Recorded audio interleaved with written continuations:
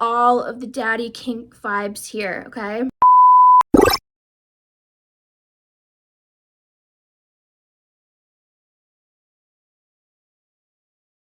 Hey guys, what's up? It's Ashley. Welcome back to my channel. It is Father's Day weekend. I made one of these videos for Mother's Day weekend. I did single mom romances, and so I thought it would be fun to do dads because let's face it, single fathers, they're hotter than single moms, okay? I just don't make the rules. It's just what we like. My personal life, I met my husband when he was a single father.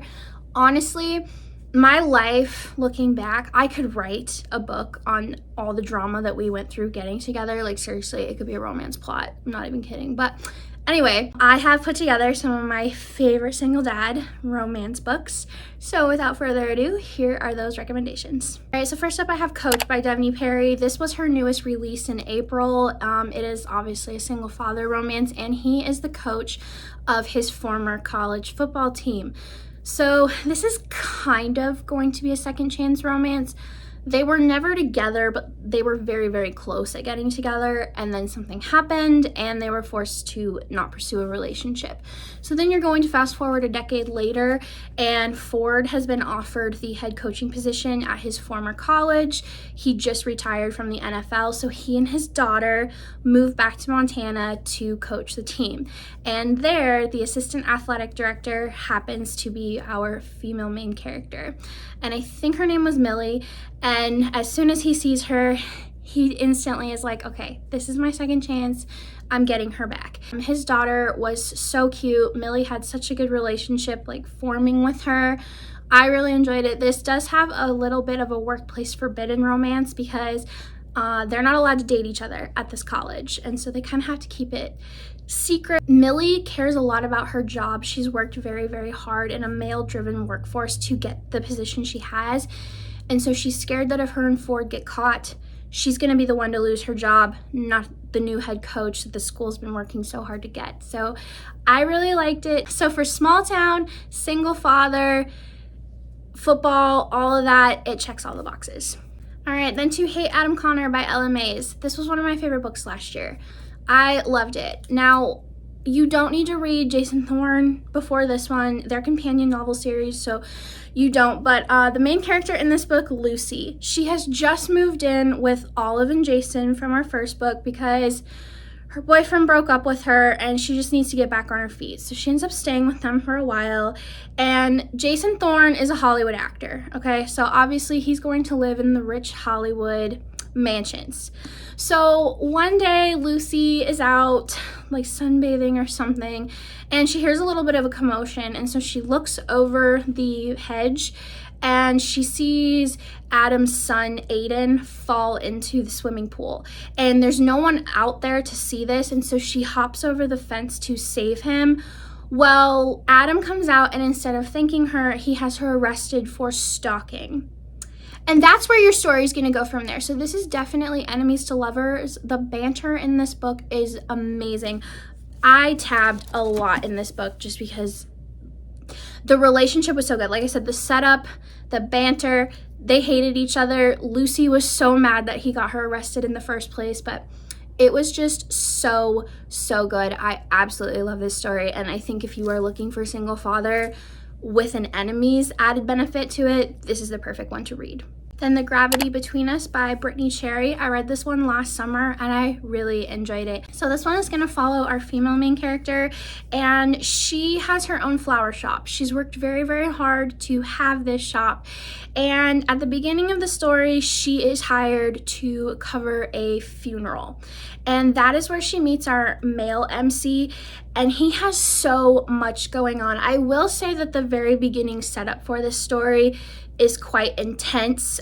He finds out that his girlfriend is pregnant, he's having a baby, and then you're gonna flash forward some time, and his girlfriend decides that she doesn't want to be a mom anymore. Like, she can't handle it. And so after he meets our female main character at this flower shop, they form a friendship, and she ends up helping him take care of his baby because there's a certain connection that she has with the baby that you will find out in the story.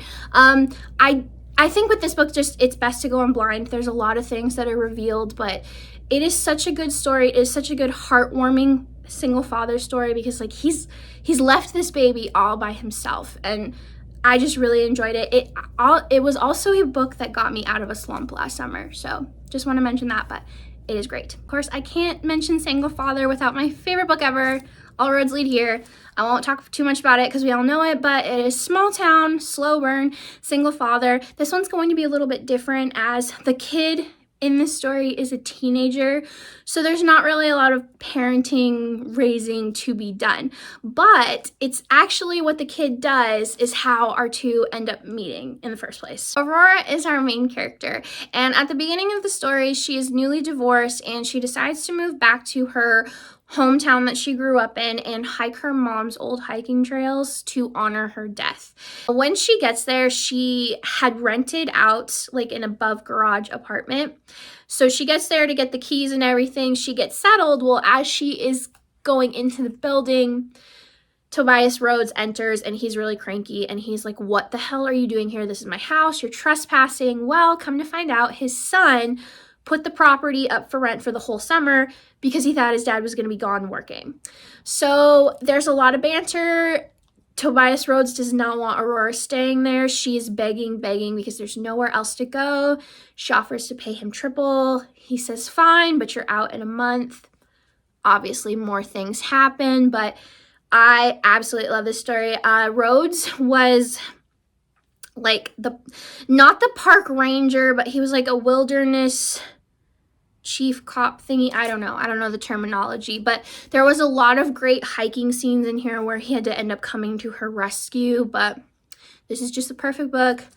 Great single father, all of the daddy kink vibes here, okay? All right, then Broken French by Tasha Boyd. This is a single father nanny romance, and this one is set in the south of France on a yacht. And so if you're looking for a great summer read, this has the perfect vibes for it. So I loved the way that this story was set up. Our female main character, I believe she is an architect living in North Carolina at the beginning of the story, and she's recently been passed over for a promotion due to sexism.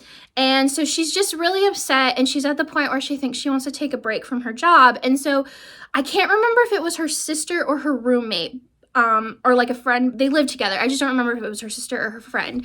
But she was in charge of finding nannies for her client, Xavier. And I think she was like video chatting him on the camera. And our female main character, she comes home from work so frustrated and she just starts taking off her clothes. And he can see all this in the background. And he's just a little bit intrigued with it. So anyways, she gets the nanny job. She gets to fly to the south of France. He has a daughter, and pretty much the entire book they're staying on his yacht and everything like that. He is extremely grumpy. Obviously, that's kind of the format in these books, but I really enjoyed this one. I will say the ending of this book is honestly my favorite ending to any single parent trope romance book that I've ever read. If you've read this book and you know how it ends, you'll know what I'm talking about, but this was so solid, and I loved the relationship she formed with his daughter. She had a lot of trust and abandonment issues, but once again, another solid single father romance. Then I have The Invitation by V.I. Keeland.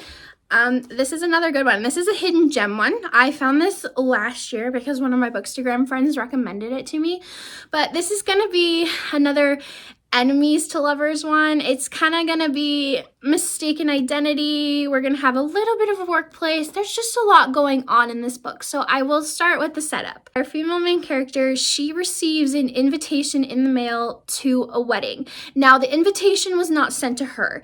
It was sent to her ex-roommate who she absolutely hated. This was like the worst roommate in the world. And so she thinks that this roommate owes her a good time. So she decides to take the invitation for herself and crash this wedding. Well, when she's there, she ends up talking to a guy for a little bit, and he kind of realizes that she is not supposed to be at this party, like she's crashing it. And so he decides to see how far she can take it. And he tells her to go on stage and make a toast for the bride. And she's like thinking, oh crap, oh shit, okay, well, I guess we'll roll with this. And so she makes a great toast. It actually ends up flattering and humoring the bride that she was willing to crash a wedding and go this far for it. Well, you find out that the bride is our male MC's sister. And so after this wedding, the sister ends up calling her. They make a friendship because, like I said, she was just very impressed that she had the balls to do all this. And so she offers her a job at her company. Well, she happens to work with her brother. And so, like I said, you're going to have a little bit of a workplace romance, and he does have a daughter. Now, the stuff with his daughter, I don't want to talk too much about it because there's like a twist in here that is just really, really interesting and stuff. But the little side thing in here is that our female main character, she has this weird obsession with collecting old diaries and journals that belong to other people. And so she likes to read their entries. And one diary that she has picked up, like around the beginning of the book, the more she reads it throughout this book, the more she sees that this diary might be talking about our male MC. But I love this story. Like I said, he had a daughter. The daughter is mentioned a lot. A lot of the plot points. Yeah. Anyways, if you want a hidden gem one, go pick this up. Okay, and then last I have Mr. Masters by T.L. Swan. This is another single father nanny one, and this takes place in England, I want to say. And so our female main character, she is Australian, and at the beginning of the story, she's already been hired. So she's been hired by a nanny company, and she flies out to take care of these children. Well, she thinks the entire time that she's been hired by a Mrs. Masters. So when she arrives and our very attractive Mr. Masters picks her up, she's a little nervous. So obviously this is going to be close proximity because she moves into the house. His kids are a little bit older. He had a teenage daughter and then I think like a 10-year-old son or something. I will say what really made this book fun was that the daughter and our female main character, they did not like each other.